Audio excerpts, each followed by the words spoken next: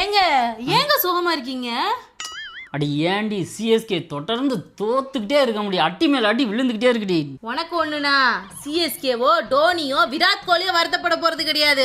உன் பொண்டாட்டி நான் தான் வருத்தப்படுவேன். டோனி விராட் கோலி ஸ்டேட்டஸ் கேக்குது, ஸ்டேட்டஸ். உன் பொண்டாட்டி எனக்கு ஒரு ஸ்டேட்டஸ் வச்சிருப்பியா?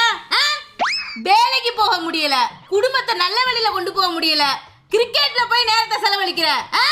3 மணி நேரம் 6 மணி நேரம் டைம். புருஷனே கணவனே கிரிக்கெட் பார்க்க எப்படி டைம் இருக்கு?